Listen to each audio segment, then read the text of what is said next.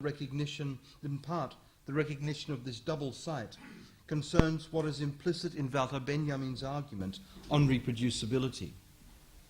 One of the claims underpinning the argument of his paper, The Work of Art in the Age of Its Mechanical Reproducibility, is that not only do genuine innovations within the creation of the image demand conceptual innovation, the advent of a different conceptual scheme, occasioned by the emergence of discontinuities within the means of image creation, allow the images that comprise the past of art and architecture to have an afterlife. Now this, to my mind, is a tremendously important point. Benjamin's text on the work of art is always read to be simply about film, simply about innovation. It is that, but it's a far more dramatic text than that. It argues the following, or at least I claim it argues the following, that given genuine moves in the way in which reproducibility occurs, genuine innovations on that level, what that brings with it is the need to generate the concepts and categories proper to that move. And I would argue the digital is such a move. And if that's the case, what that then allows is a reworking of the images that comprise the history of art and architecture. In other words, it's precisely because of innovations within the technical that the history of images can have an afterlife. And that's what I want to try and show you in talking about some images dating from the 15th century through the 20th century. The premise here is, of course, that the digital marks a discontinuity within image creation, one that has an effect on how images whose production predates the digital are to be understood and redeployed. There is therefore neither continuity nor pure discontinuity. And this point will prove central for what follows. In the space opened by the abeyance of continuity and discontinuity, the question of the image, I would argue, can be reposed. Working within that space allows the image to be situated in relation to the means of image production, while at the same time allowing for production to form an essential part of a repositioning of the image's history.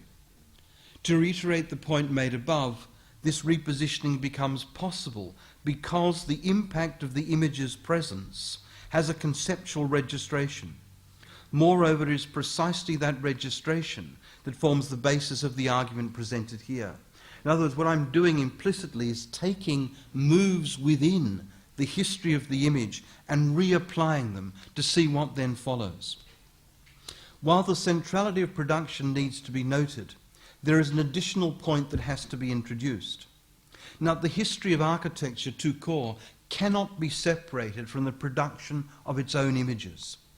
That is, the images created by architecture's own history in order to define, perhaps even in order to imagine, its own project. Each image brings with it, therefore, a conception of what counts as the architectural. If someone shows you an image of architecture and says, this is architecture, what they're doing is saying that there is a compatibility between the nature of that image and what the architectural is taken to be. And the sort of work I've been doing recently, though I'm not going to talk about it here necessarily, is to say that you can very easily divide two views of the history of architecture between those who see the history of architecture as the history of the plan, hence you have Rowe, or how you have Kaufmann, hence you have Rowe, hence you have Eisenman's deconstruction of the plan. That's one view of the history of architecture, and therefore it brings with it its own set of images. The other view of the history of architecture, which you can run from Zemper through Frampton, through a whole series of contemporary people, is to see architecture as bound up with tectonics and bound up with material possibilities. Hence, the images that are shown are fundamentally different. So each time that an image is shown, what's at stake is the conception of the architectural involved. There can be no naivety here. If someone shows you an image, the question you ask is, what are you asking me to see? To what extent is that image the image of architecture? Now, the drawn line and the Photoshop image are images. What has to be provided is an account of their divergence, one that is equally, on the level of architecture as an autonomous practice, also an accord. It is both this insistence on the plurality of architecture and image. Divergence lies in what has already been identified as architecture's self-conception. If a definition needs to be provided, then what is intended by this formulation is the following. This is the point I've just made. Inherent in any image is a specific conception of the architectural, and thus the relation of the image to forms of enactment.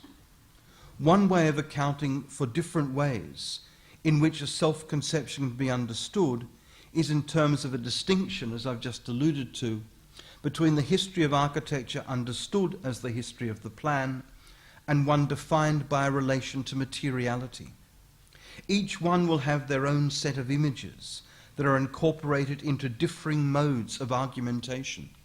And it's very important that though it's only a minor point, that if you look at Eisenman's book on tyranny, which is a very interesting book, the fact that he will argue that the legibility of the northern facade cannot be read from the eastern facade, etc., and that as you move from the facades into the interior, you can no longer have legibility as you move through the building, and that therefore that for Eisenman functions as a deconstruction of traditional architectural form. This is true, and I'm not doubting it's true, if and only if what is central is the identification of architecture with the plan.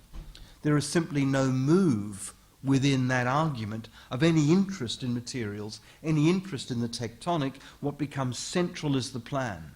Now, if we didn't want to hold to that as what comprised the object of architectural study, then it's not as though Eisenman's wrong or deconstruction is wrong, or etc., is that that's not the right way for the argument would run of conceiving of the object. It would be, as it were, the wrong image.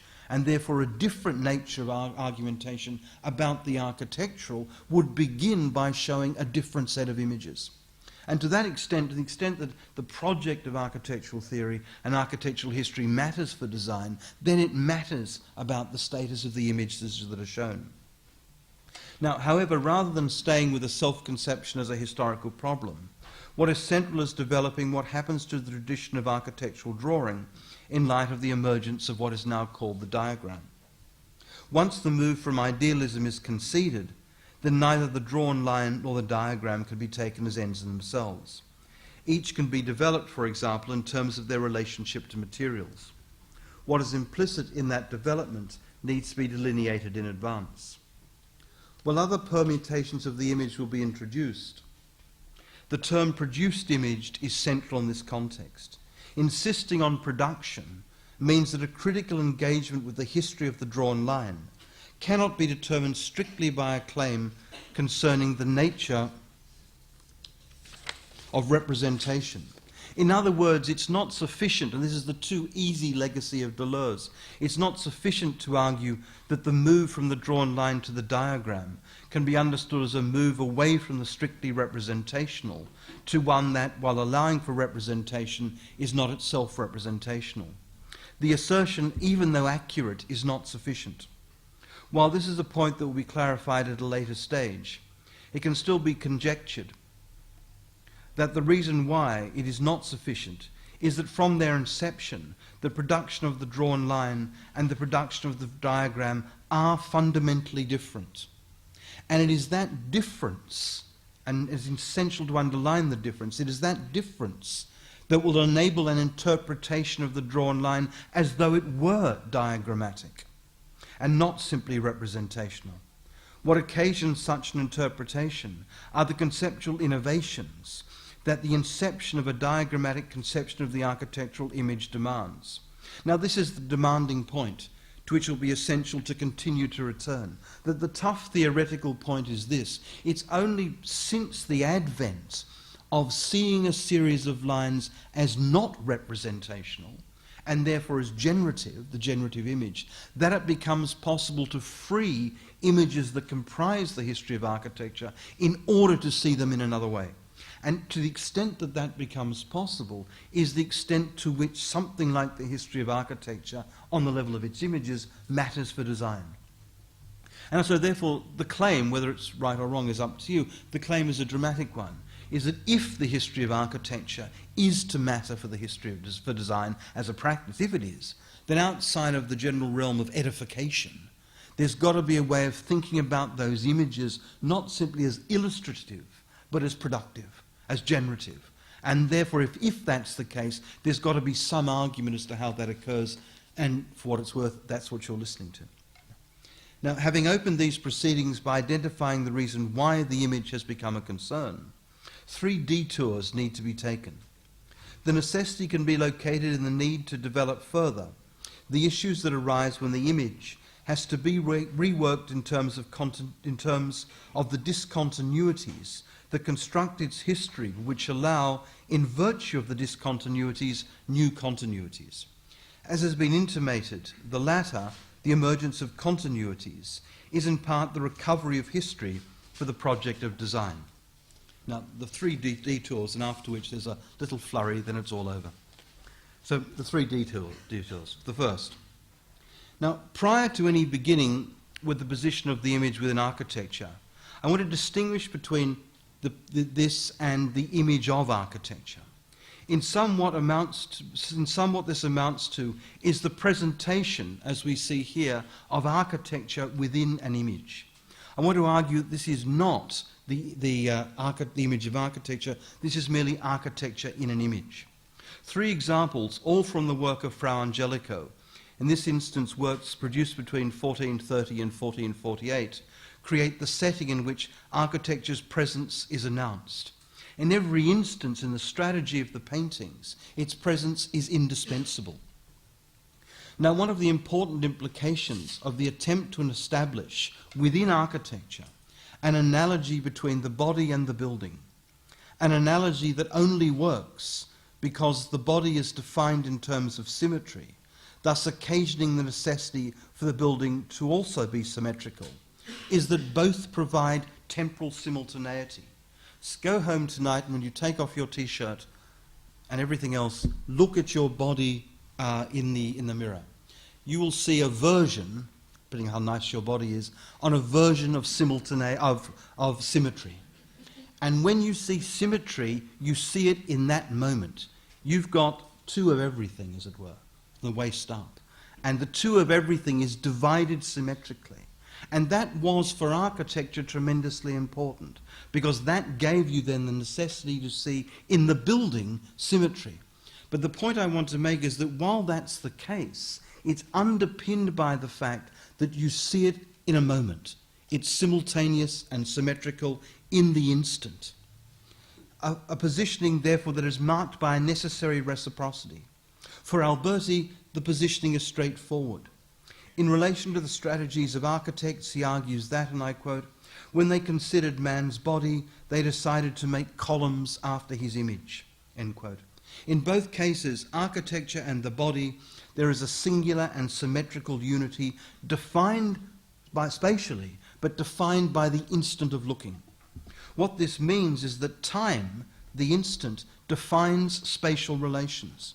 And it's very interesting. We always privilege space architecturally, and I'd want to argue the opposite. We should actually privilege time. And what you'll see in these images is the way in which a thinking of time is fundamental for understanding the architectural. What this means, as I said, is that time defines spatial relations. Hence the interplay of time and spatiality in this painting, Frau Angelico's Annunciation to the Virgin. The presence of both parties, where the present is defined as a specific and thus already particularized instance, is established how? How is the unity of this painting established? It is established by the unity of architecture. The building brings both elements, the material bodily presence of the Virgin and the transcendent angel, into an earthly constellation. The event of the Annunciation has its ground, therefore, in the materiality of architecture. Were it not for the building, these two events could not be made to cohere. So what this shows us is that even in a painting, there is automatically not simply a spatial image, but a spatial image that works because of its relationship between time, its relationship to time. So the temporality of the instant and spatiality work together. Therefore, if we want to move beyond this painting, if we want to think beyond this identification of time and architecture, we don't just do another building. That would be too easy. We think about how architecture has a different temporal structure, how it could have a different temporal structure. Nonetheless, the question that endures does not concern the presence of the building in any direct way, but the extent to which it can occur as the image of architecture. Now, prior to answering this question, and indeed prior to introducing two further paintings by Fra Angelico that will complicate what should be a relatively straightforward question with a reasonably direct answer, is the necessity, as I've tried to already indicate, to identify the organizing principle within the frame of this enunciation. Spatial arrangements are always organized. While the answer has already been alluded to above, what needs to be taken up is how spatial relations within this painting occur. The organization of space is itself already an architectural question. And if you think that's more complicated, go back and look at the history of mapping. Look at the Nolli plan and then look at Piranesi's plan for the Campo Marzio. And you'll see that one of them is defined by the temporality of the instant, the other has a far more complex temporality. So while what you see, you can be seen in one moment, what is actually there to be seen can involve a far more complex temporal structure. And therefore the question, the generative question, the question not of the illustration but of what the image may generate is, how does one take that a stage further? How does one think temporal complexity within an image? Now, the appearance of the angel in this is an occurrence, the way angels are. Appearing and announcing are simultaneous. The distinction between the elements of the frame is effaced, and thus the spatial configuration is allowed because what organizes the framed elements, thus the spatial arrangement, is the temporality of the singular movement. It's exactly that which organizes the A to Z, for example. It is not just that time organizes space spatially. Sorry, it's not just that time organizes space. Spatiality also involves time. While it can be argued, firstly, that time is at work in spatial arrangements, and that spatiality cannot be thought outside its relation to time, it also needs to be recognized that time, thus the temporality staging spatial arrangements, at least in painting, cannot be equated with, let alone reduced to singular moments. Anyone who's entertained the prospect of working within what's called landscape urbanism knows that the distinction between an urbanism that's based on, as it were, the A to Z, or an urbanism that's based on a simple ordnance survey planning, and a more complex notion of urbanism, while a different sense of mapping may emerge as an after effect, what makes it possible is that the temporality implicit within the mapping procedures is fundamentally different. Again, it's time that organizes space. Now, I want to sort of suggest that in two further paintings, time becomes more complex. Okay. This can be noted in these two paintings. This is called The Healing of Palladia by Saints Cosmos and Damian, and this one. This is St. Stephen preaching and St. Stephen addressing the Sanhedrin. You can see in both paintings there are two events taking place. First, she's sick, then she's cured and is seeing him out the door. In the next one, there is the two sets of preaching occurring at the same time. So what we're seeing is that which is temporally disjunctive, two events taking place, are allowed by architecture. Right? I think this is, in some sense then, has introduced a doubling of time away from the Annunciation into these images. So already, even in Fra Angelico, even in painting, we have a more complex notion of temporality. Both works have a narrative content. She's sick, then she's better. That involves two separate occurrences, one occurring after the other. Narrative involves sequential continuity. One occurrence establishes the preconditions for the next. Now, within literature, indeed within writing as a practice, the move from one to the other occurs because in a text, sequence cannot be presented in terms of simultaneity. You have to turn the page. If there is continuity, then it is provided by the material form of the literary event. itself held in place by literature's material presence in and as the book. What would need to precede any detailed investigation of the paintings is the question of their possibility. In other words, the question would concern how time and space work within them.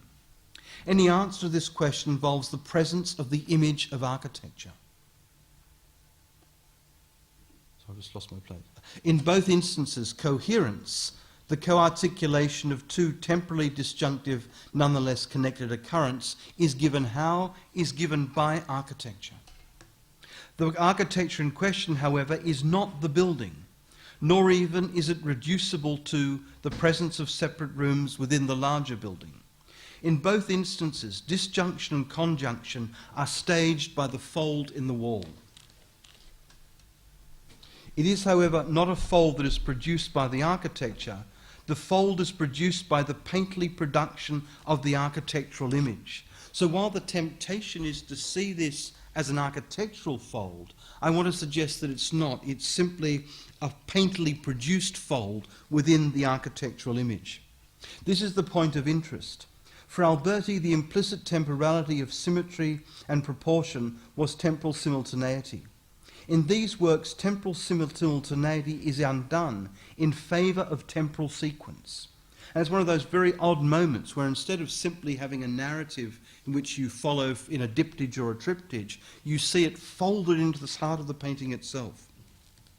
The sequences, the move from one moment to the next, are held in place by the unity of the image. This is made possible by the introduction of a fold in the image that interrupts simultaneity to allow sequence. The three works by Fra Angelico all present architecture, and the way the relation occurs, each defines the architectural in terms of a relationship between space and time. So an architecture, is, even in this image, is not spatial, is inextricably bound up with temporality. The relation is not incidental. Architecture does not provide the backdrop for the work, what could be described as the gesture of perspective. It provides the painting's work with its possibility by providing the painted image with its coherence. Now, the second detour. A remarkable image, which, even when aesthetic concerns are distanced, still retains its hold, precisely because what is presented is a continuous surface that individuates elements. In this instance, the continuity is literal. The same material was used throughout. Here is a sustained instance of the Baroque surface. As with the interior of Borromini's San Carlo alle Quattro Fontane, it is unclear where the literal surface begins. Indeed, it is possible to suggest that there isn't a literal surface as such, but an array of surfaces that are held in place by material continuity. Now, it's tempting to see this as a wall, as an architectural wall, as an instance of the density and thickness of the Baroque. The object in question, however, is not the interior of a Baroque building, but a tankard, created in 1676 by Matthias Rauchmüller. While the tankard opens up the role of the surface within the Baroque, it has contemporary relevance. We can see this not simply as illustrative of a certain moment of the Baroque ornament, but I want to suggest as generative. Why? What the tankard opens up is the role of the surface within the Baroque. It has contemporary relevance for three interrelated reasons. In the first instance, this is due to the presence of a surface as a created event. In the second, the presence of discontinuities, understood as individuated elements, have as their condition of possibility a form of continuity. The continuity in this instance is the overall surface. And finally, there is the necessary relationship between the surface as a site of continual discontinuity and material presence. In regards to the latter, what is significant is that a continuous surface that individuates, which this is neither an idealized state of affairs, nor is it merely virtual. With Rauchmüller's Prunkhumpen, there is a staging of a different series of possibilities. And yet a question remains. Not the question of whether it is possible to construe Rockmüller's tankard architecturally. But what would need to have occurred were it to have been possible? If I came to you and in a moment of madness said, I want to base an architectural studio on this object, apart from worrying about sanity, etc., how would you begin to do it? How would you begin to understand what it's at work here? And my suggestion is you'd begin to understand it in the following way, that here is one material at work, here is discontinuity dependent upon continuity, and here is a surface that individuates elements. In other words, that's what would begin to generate the project. That was what would allow it to be construed architecturally. This is, of course, the question that has to be posed to any image located beyond the immediate confines of architecture. What I, in the end, want to talk about is the potentiality of images. Now, the third and final detour. Mozart's Don Giovanni ends twice, or at least this is a possible argument. Of course, it doesn't end twice. Rather, after the Don's descent into hell, one possible ending, there is a final scene scored by Mozart and with Lorenzo da Ponte's libretto. In this scene, both a moral as well as a musical resolution are staged. The elements are brought together and thus the work can be completed. Finishing after the Don's descent would have misunderstood the need for a work to resolve itself within the mise en scène. Now, this argument has been advanced a number of times in response to contemporary stagings of Don Giovanni. What underscores the argument is that a work should be complete in and of itself. Completion refers as much to an internal relations as well as to an overall accord of elements. Now, while working as a musical critic, Paul Klee advanced an argument against the incomplete version of Don Giovanni, and in favour of one in which resolution occurred within and thus also as the work itself. Contrary to a commitment to catharsis in which, as both Aristotle and Hegel argue, the work is resolved within the audience, Klee's formalism demanded that the coherence and thus completion pertain to the work itself. A work brings with it a set of demands. Moreover, research into the production of works takes completion as the internal regulation of the frames as fundamental to the realization of artwork. For Klee, a painting can be complete, and thus it is, in the strong sense of its being a work of art, only in its being complete unto itself. The temporality of completion, in this instance, structures the ontology of artwork. Consequently, this is the image that is given to be seen. Now, while Don Giovanni figures as a named presence in Klee's oeuvre, the Bavarian Don Giovanni, what is important is that the figure of Don Giovanni exemplifies a commitment to totality understood ideationally. See, for example, the canon of totality from the pedagogical writings, though equally involving the integrated and controlled use of colour, worked out in a range of paintings and drawings, and evident, for example, in the static dynamic gradation. Klee's work on the line can be drawn into a productive connection with Mondrian, Braque and Picasso, amongst others. Equally, all of the work occurring, this work, which occurs between 1908 and 1930, will overlap with important aspects of constructivism and suprematism. And just, again, parenthetically, what interests me is that in this particular moment of European drawing and art, between just after Cézanne's death and the 30s, is if you look at the paintings that make up this period, to an extent many of them are indistinguishable, there is a preoccupation with the drawn line. Now, given that there's a preoccupation with the drawn line, what is of interest to us is how the line is to be understood. If you flipped between image and one image after another, you'd think, well, they're all more or less interested in the same thing. And to the extent that you thought they're all more or less interested in the same thing, which I initially did, you'd be, as I initially was, spectacularly wrong.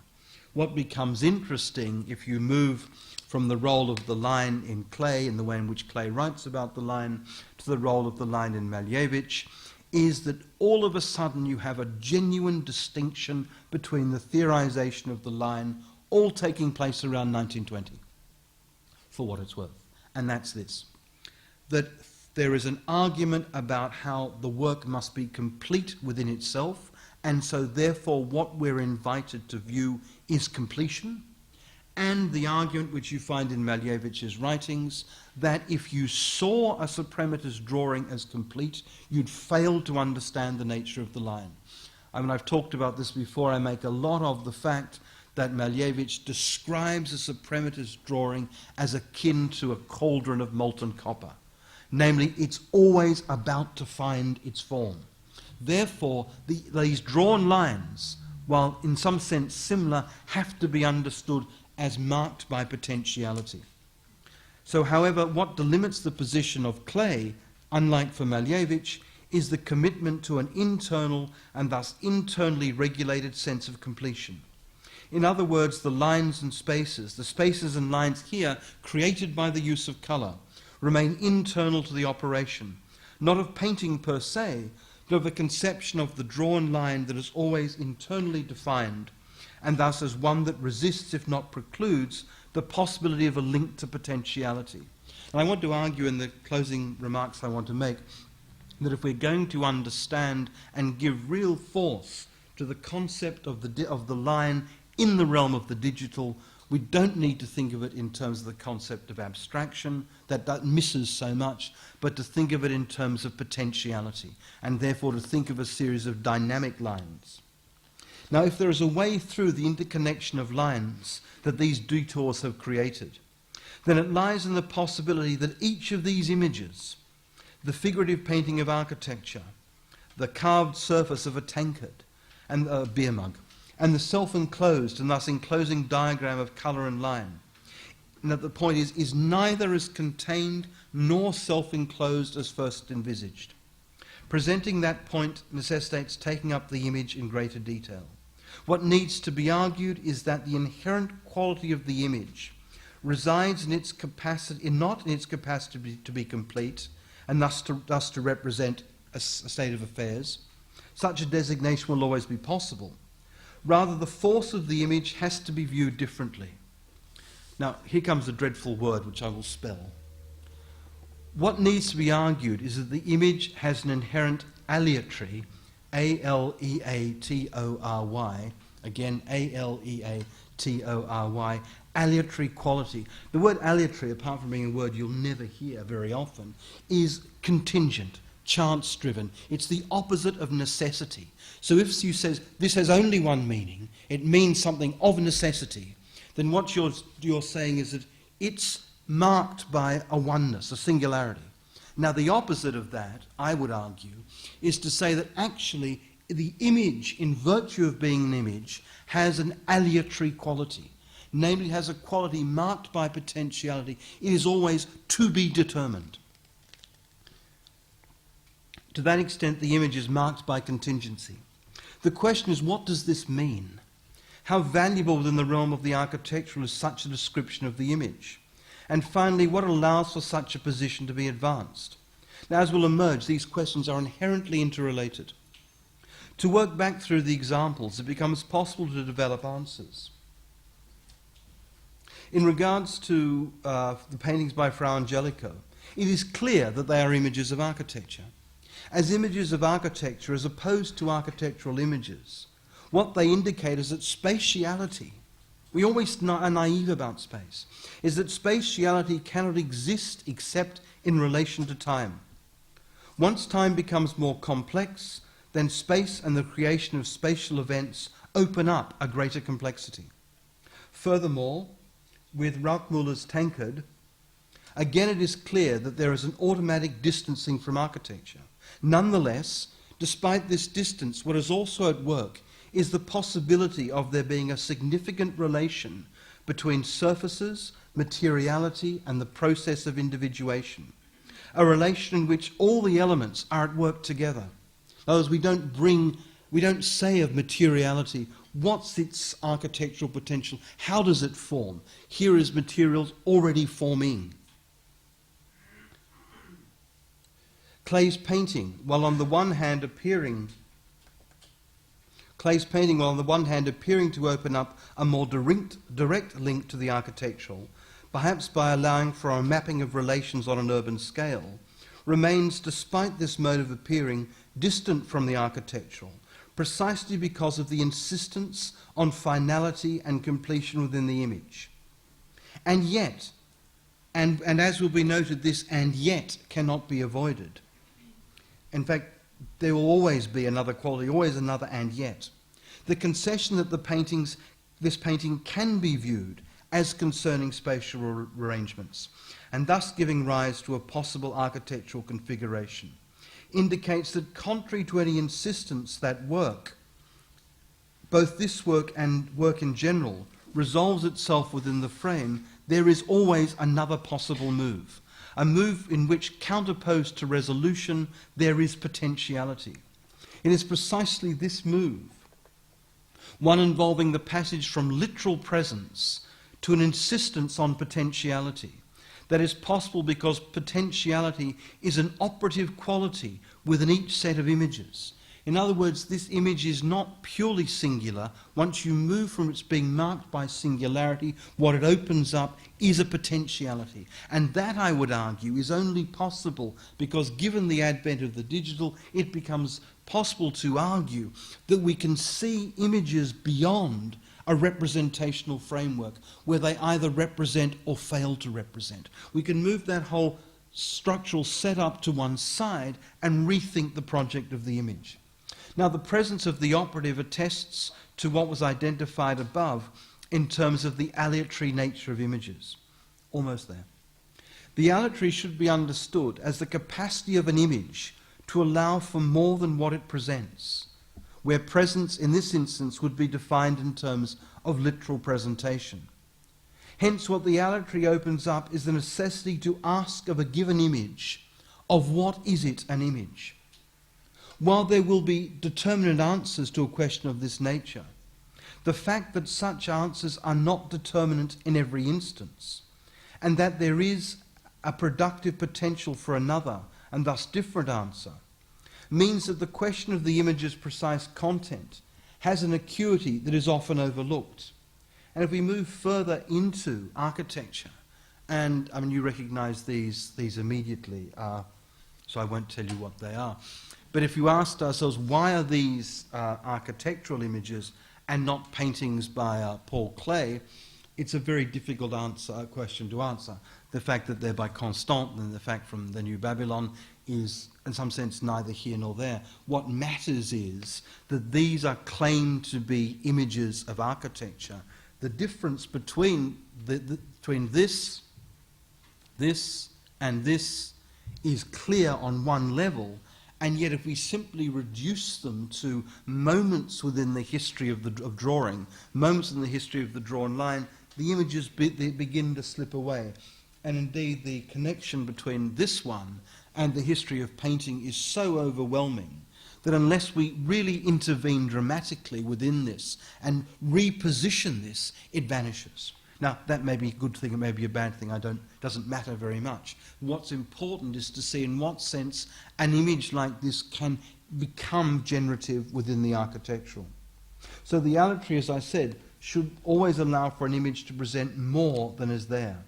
This is not to say that the image is therefore abstract and as a consequence able to generate any particular configuration. The image is not a mere abstract machine. What the aleatory refers to is the interplay of the given as a series of figures or lines and the inscription within them of a potentiality whose release can be occasioned, can be brought about. The retention of the initial configuration as the site of transformation not only rids the original of its corporation into a generalized problematic of representation, the original's repetition rather than representation, opens up a space of criticality within the age of digital reproducibility, after the detour, as a sort of coda. At this point, it is essential to stage a return.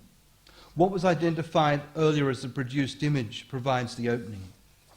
Prior to an insistence on production, the viability of an image lay in its meaning.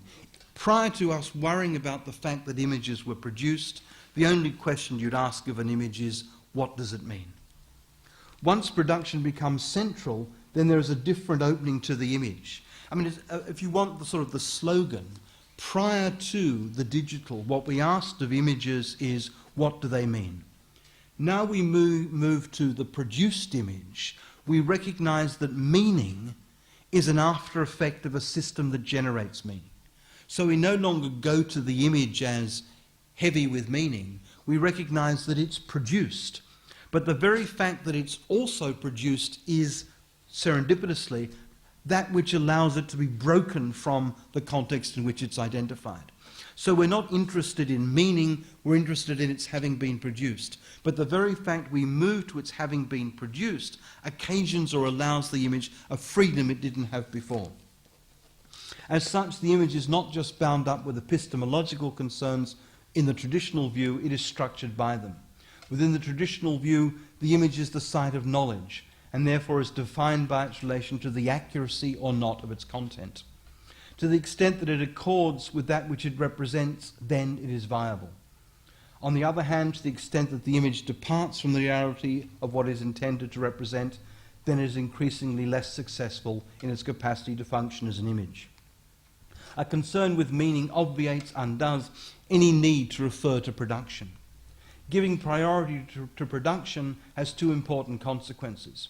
Both are central for any contemporary consideration of the image in architecture. The final aside I want to make is that if you go to the writings, as if you're interested in materiality, go to the writings of the 19th century Austrian-German architect and writer Gottfried Semper. Semper makes exactly this argument, that his interest in materials is actually all about the implicit geometries within materials themselves. He also says that any architect worthy of the name is not interested in the meaning or the symbolic quality of objects. They have that. That goes without saying. What's actually interesting is to recognize that meaning is a consequence of the use of stone or glass or materials.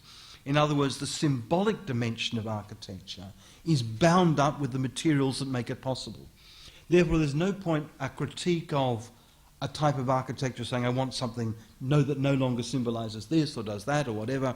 To make that argument locates critique on the level of meaning and misunderstands that meaning is an after effect of materials, is an after effect of geometries. And there are meanings, let's not be naive about that. Therefore, the move to another conception of the architectural is not to giving it a new meaning, but to rethink how materials and geometries work together to generate other meanings. It is in these terms that it is essential to return to the point noted earlier concerning the impact of the digital on the manner in which images are produced. In sum, the argument involves the following considerations. Within the contemporary, for us, if you like, whenever I use the word contemporary, I mean for us, art practices as well as the practice of architecture occur within the age of the digital. No longer, however, is it enough to argue that art occurs in the age of its mechanical reproducibility, as Benjamin claimed. Such a claim, while true, goes without saying, remains limited. The digital has now become a way of constructing images that are themselves original from the very start. And yet even this distinction needs to be developed, since the digital image consists of elements that can be subject to differing manipulations depending on how the relationship between the images and its components is then worked on by the distinctive possibilities inherent within differing software packages. What marks out the digital image is not, is not to be understood in terms of originality in any direct sense. Rather, the potential within the digital image resides in the relationship it has to software. Now, while that's true, and I would say more about this tomorrow, what's interesting about that claim is that it identifies that the strength of the image lies not in what it means, not what it represents, but in its potentiality. So with the digital, what becomes central to our thinking is no longer the concept of representation, no longer the concept of meaning, but, if my argument's consistent, the concept of potentiality. The more general point that needs to be added is that it is precisely this opening, one in which potentiality comes to define the relationship between image and its futurity rather than representation, that allows for the reincorporation of images that are not defined, at least initially, by their relation to software. In other words, rather than pure abstraction, what allows for the reworking of images is their relationship between potentiality and repetition, which, for us, are always articulated within a relationship between the immateriality of software and the materiality, if you like, of hardware. In more general terms, however, the digital occasions a fundamental interruption, both in the production of images and equally in the extension that those images can then have. Extension in this context refers as much to the incorporation of the image within an extended digital form functioning as the work of art, as it does to the digital image that is constructed in order to move from, for example, the screen to forms of prototyping. These changes give rise to a new demand. The move to the digital brings with it a need to reconfigure the relationship between technology and practice, which is what I want to talk about in more detail tomorrow. And it's very interesting that it's again, because everyone needs a hero, Walter Benjamin is one of mine, it actually mirrors a point that Benjamin made in 1934. At this precise point, it is essential to bring about another Benjaminian theme. In his 1934 text, Author as Producer, he wrote in relation to the apparatus that produces art, though it is now possible to make the same claim in relation to the production of the architectural, that it, quote, is better the more the consumers it is able to turn into producers, that is, readers or spectators into collaborators. And there is something, if there's one thing that is interesting about the function of digital design, is how it's structured round what Benjamin called the author as producer, and how, to use the term I like, it contains the potentiality for an actually anti-Oedipal design practice. As has been suggested with the advent of the digital, and thus the location of practice defined as much by the diverse, if not divergent, possibilities raised by software packages, rather than by the singularity engendered by the identification of technology with hardware, this means that a different conceptual configuration emerges, not by chance. It can be ignored, but it emerges on the level of architectural theory, I would argue, as a demand. It has exigency. What is demanded necessitates, therefore, a response. The locus of response defines the place of theory in relation to the digital. Last page. While pursuing these points necessitates paying close attention to what has happened to terms such as technology, techniques, practices, and machines in the move to the digital, in this instance, here centrality resides in the image. And it's these terms, technology, techniques, practice, and machines, that I want to look at tomorrow. Once it can be assumed that an image has an inherently aleatorical nature, then it cannot be separated from its potentiality.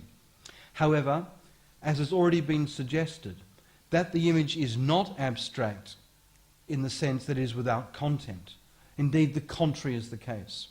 Abstraction involves potentiality, and thus involves the reworking of the original. Hence, there must be an original to be reworked.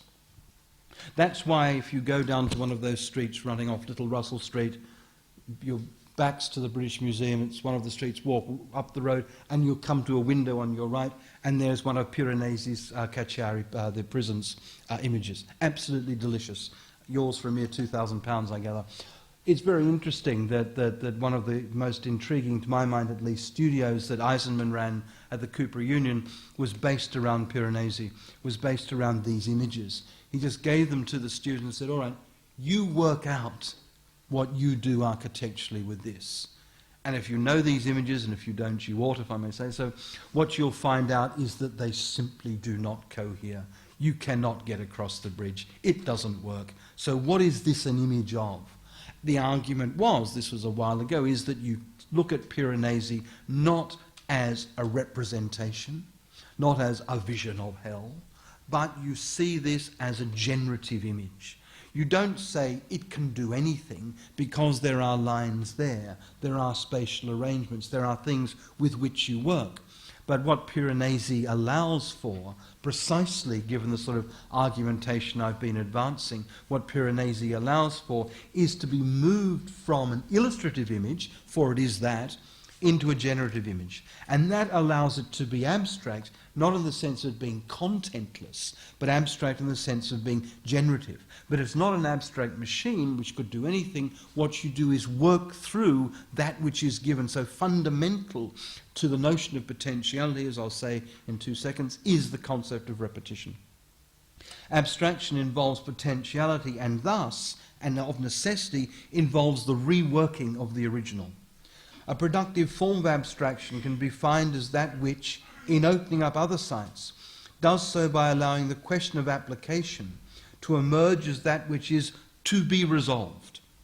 The quality of a resolution that is always to occur locates the possibility for the future, not in the future, which is the most banal sense of the future.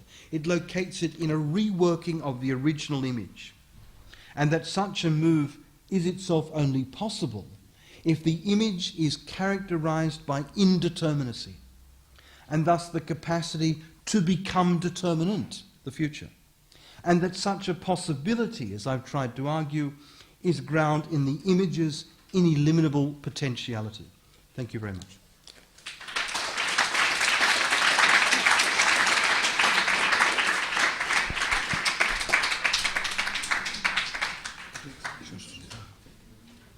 We have some time. Is there any questions?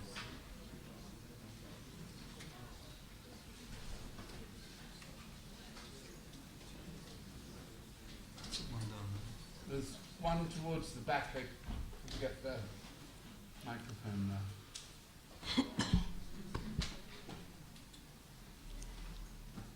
Hi, just one question about the production of architecture and then the image of architecture. Basically, my concern is that I have a problem when there is a kind of a great expectation from the image of architecture before the actual architecture become real, before it become physical. Do you believe that you, I mean, I think that it's great that you're trying to kind of track a history of the image of architecture and then to kind of reconfigure it in relation to the digital and then kind of, I don't know, come up with some general description of what the image of architecture is nowadays and so on. But do you believe that you, like, I mean, where, like, for example, if you take the generative image, where do you stop looking at it as a generative image? And how does this help you to produce the architecture? Because there is also a great limitation in terms of how you perceive an image and what this image tells you. And Sure. That's a very good question. What I'm trying to do is in some sense, is set up not a prescription about what ought to be done or not to be done. Far from it. What I'm interested in is setting up the criteria in terms of which we could begin to make judgments and evaluations. So it's not to say, well, you can do this, you can't do that. It's merely to say that given that the question of the image has never been more open as to what counts, it therefore is incumbent upon anyone interested in architectural theory, etc., to think through the evaluative and judgmental questions arising because of that. So what I've tried to put forward is the basis or the criteria of judgment, if you like, rather than sort of legislating that this can be done and that can't be done. It's precisely, I mean, I mean, a very banal analogy outside of architecture. It's precisely because when you come to a red light when you're driving, that you can drive through it, that that's a decision and that you're judged in relation to it. So even at the point of an interdiction that says, don't drive through the red light, the fact that you do and very other possibilities, set up the fact that there is always a range of things that can be done. But it doesn't follow from there always being a range of things that can be done that they're all fine or they're all of the same measure. They're not, they're different. Now, if we accept that in relation to red lights and driving, what then becomes interesting is that what the analogy shows you is that the nature of indeterminacy, or the aleatory, means that every position you opt for has the status of a decision. And precisely because it has the status of a decision, we can then make claims about evaluation. So what I'm trying to do is, if you like, is rework various moments in order to lead to that position. I don't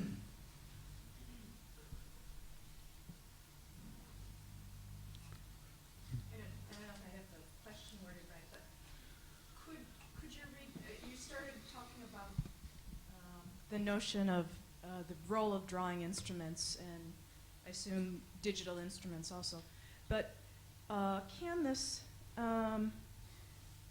the sense of, where I completely agree with you in terms of the sense of potentiality, the notion of repetition, but can it be read in terms of an understanding of trying to a better political or social understanding versus a result of digital instruments? And where I see so many architects speaking that are involved in either generative design or digital instruments, really talking about the process and very much like that. I don't have the question worded right, but there's these two camps that follow, it's a political, architecture is a political decision, or the digital world, and can really that work within both contexts?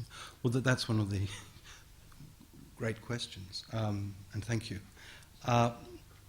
Let's run it back through the Eisenman argument with Tirani.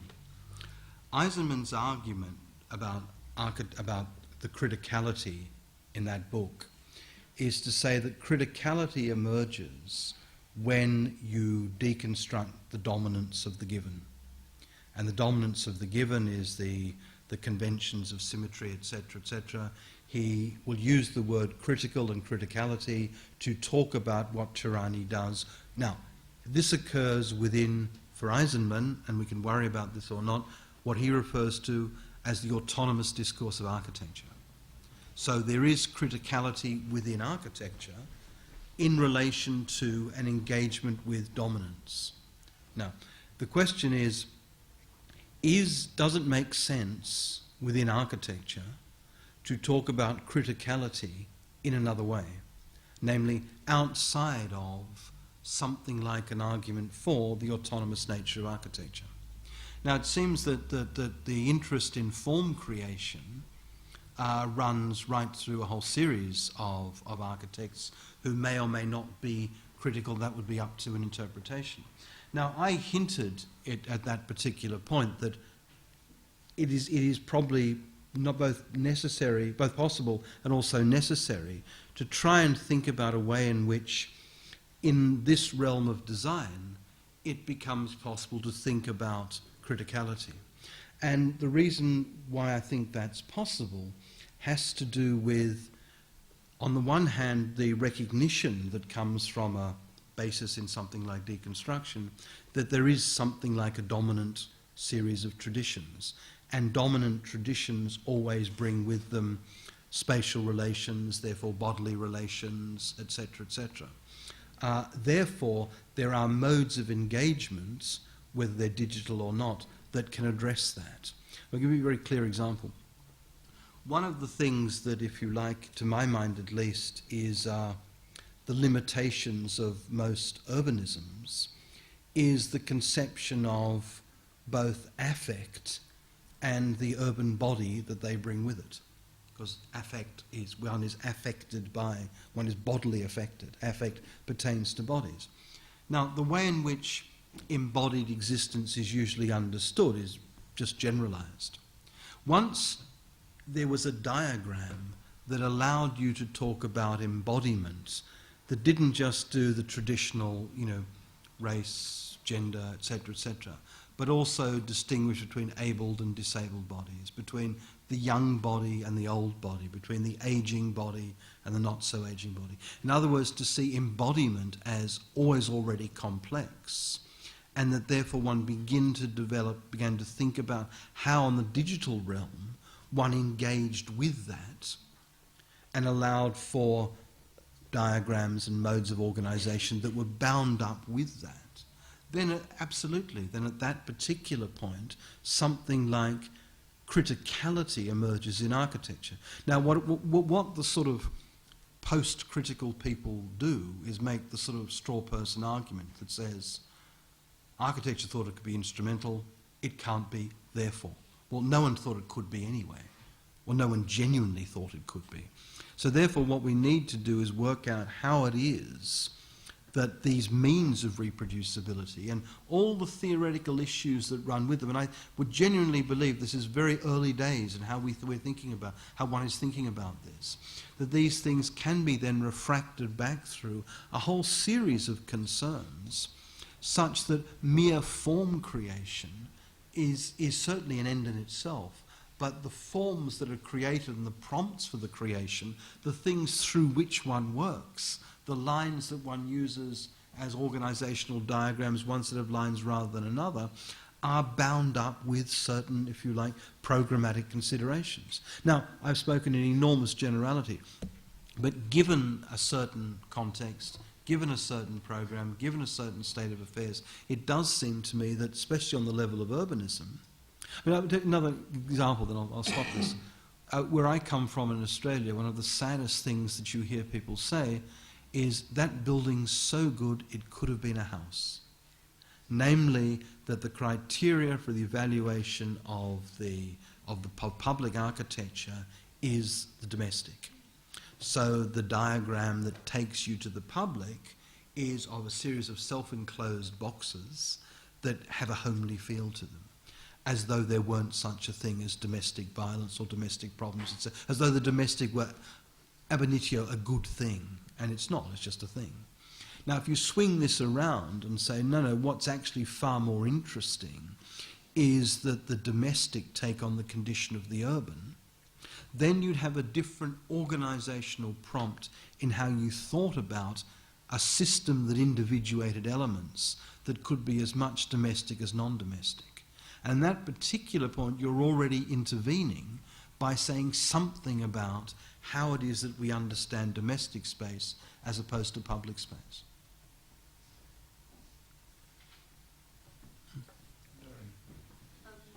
I have a question about this search for meaning potentiality of images which you've been describing, and I'm just wondering if you transfer the search for meaning back to the painting of Annunciation, and if you say, well, we know what Annunciation is trying to say to us, does that mean you're making a distinction that an image like the Annunciation is not at any moment searching for meaning, but searching for visualization or some kind of way of seeing the meaning in painting, which also links back to Renaissance, the significance of what's visible and all that. Okay, well, that's a good question. And within the realm of painting, I would still want to hold to, to switch from talking about architecture to talk about painting. I would still want to make the same sort of argument that meaning is an after effect of the systems that create it. Now that sounds pretty, loose on one level, but it's not on another.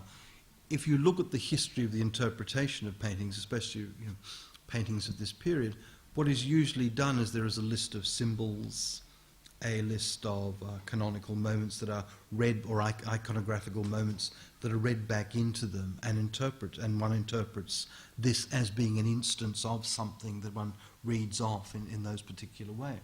Now, what interests me about this was not simply that there are millions of Annunciations. What interested me about this was the way in which, both architecture and therefore perspective, etc., was working in creating the effect which we would call the meaning of the Annunciation. Now, it served two purposes, because there was that, but equally there was the presence of some type of architecture. So or in general, want to see that we could be more, have a more materialist, as it were, approach to objects, be they art objects or architectural objects, then we'd have to be attentive to their differences, by having as a general rule that meaning is an effect of a system, rather than simply attributing meaning to it. Now, on one level, the difference seems slight, but actually it's all the difference in the world, because what we're always then looking at are material operations, whether there are the way in which words configure to create a sentence. So we're very attentive to the role of commas and those sorts of things, or the way in which something like this particular painting works. Now, and therefore the general argument runs always to begin to, not to dismiss meaning for a second, but to see meaning as the after effect of a system, as I've said. So I'm not searching for meanings. Now, we can still say, as we are, this is enunciation and this is how it works, etc., etc. To the extent that one goes further, then what becomes important is how it operates as an enunciation, and therefore one would begin to be very attentive to the particularity of its material operation. Does that answer you?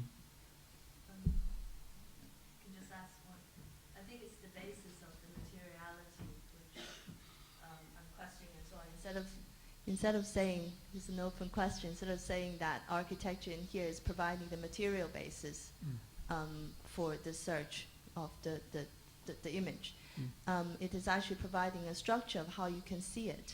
Okay. So it doesn't have a material basis as such, or a definite physical. Okay, well that's interesting, because my argument was that it's actually the materiality of the architecture that holds the materiality of the Virgin and the immateriality of the angel in place.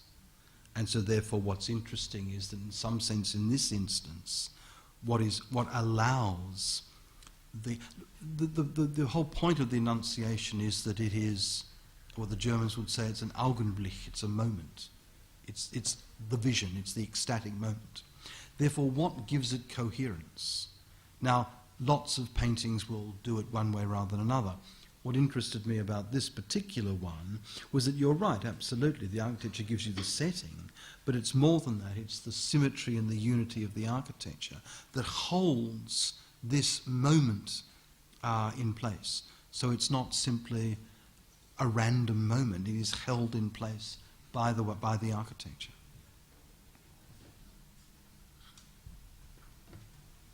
Are there any more questions? Brian? Mine is, I'm not sure I can formulate it.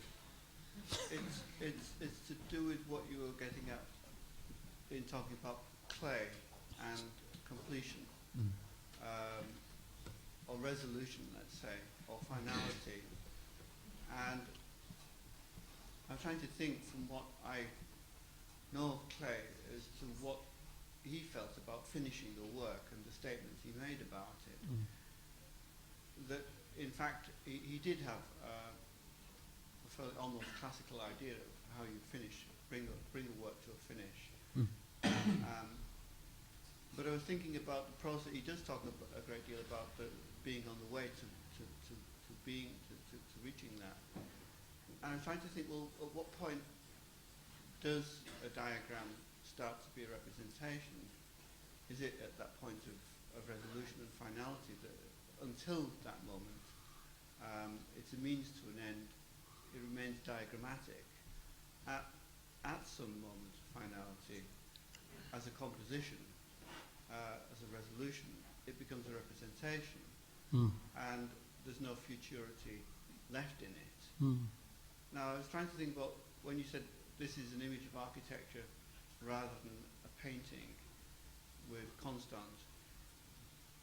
Presumably it's because really it's not at that finality. It is a means to an end. It's underway in some kind of way. But I can't quite stabilize any of the terms for myself anyway. Diagram, abstract, representation, completion, and so on, in relation to the difference between paintings and architectural drawings. What I was trying to suggest in relation to Clay, which is I took the review he wrote of Don Giovanni, perhaps of a particular production. I mean, I don't know how many of you have seen Don Giovanni, but there is this particularly dramatic moment where the Don for being a Don ends up going to hell, rightly or wrongly. And then a lot of people think, what a great ending. But it doesn't. It goes on and on and on. And everyone else comes out and sings on stage. They usually sing in a line. This goes on. And what's going on for both Mozart and very much so for the librettist is a sort of summation. Not a moralizing, but a summation of how all of this took place. Now, when Don Giovanni is often performed, that's often left out, because it seems far more dramatic for him to go off to hell. But then you think, all right, now what? What happens? Why does that occur? And when Clay saw this, he was deeply exercised by this production and wrote, saying all works should resolve themselves within the frame. Now, perhaps I took that too seriously. Well, I mean, I don't think I did, but I took that as the way then of beginning to argue two things. Firstly is that while it's always possible to argue that a work resolves itself within the frame, and indeed that's what painting does, that's why we ask no more of it than it resolve itself, and it resolves itself in ways I've indicated.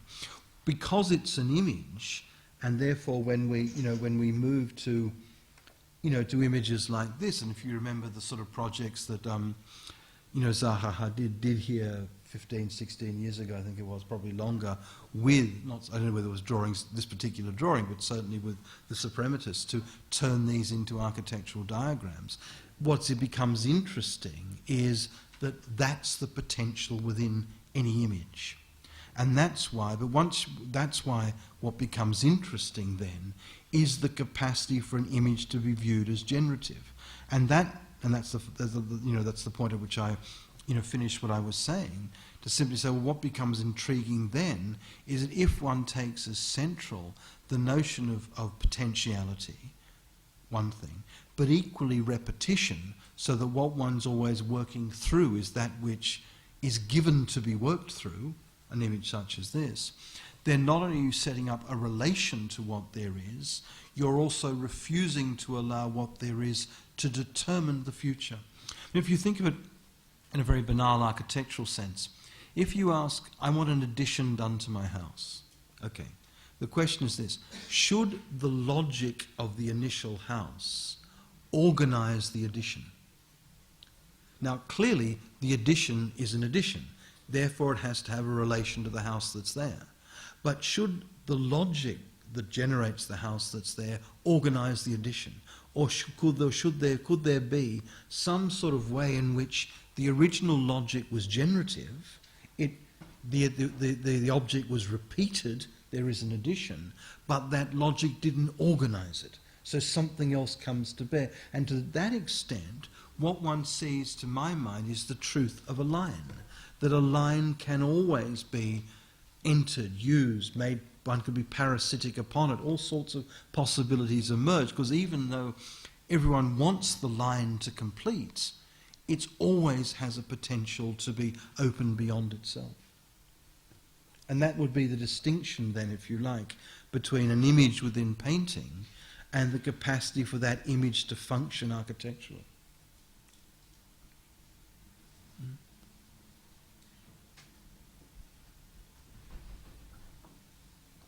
One more, and I think we ought to postpone any more questions till tomorrow.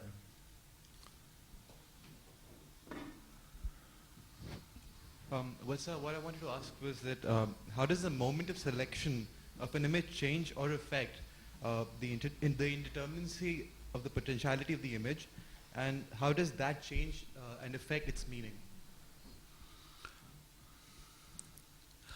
Well, as I said before, the answer to the first question is that if what you have is indeterminacy from the start, such that everything is always in the process of becoming determinate, then what matters is how that process is understood. And then you can look at, and what becomes interesting then is to look at the practice of different architects to see how there is a move through one sort of digital system to a modelling system to a digital system, etc., in order to see that, and on one level this has always been true, but now it's true in a more interesting way, there's always been a discontinuous conception of development. And therefore, the very fact that there is a discontinuity means that what matters is how continuity gets to be established. And how continuity gets to be established is, as I was saying before, has the structure of a decision. Now, that both does and does not affect the meaning, because meaning, as I said, is something that you bring to it. But therefore I want to put meaning to one side and go back to, I think, a more interesting architectural term, and that would be program.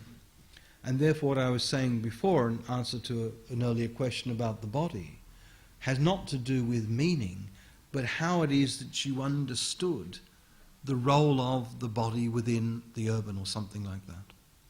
So I think, it sounds a very crude slogan, but I think when in doubt, don't talk about meaning.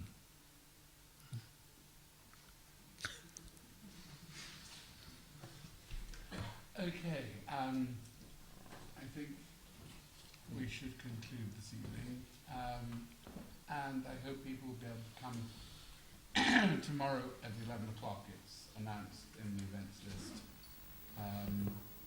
tomorrow and Wednesday. So, Andrew, thank you very much.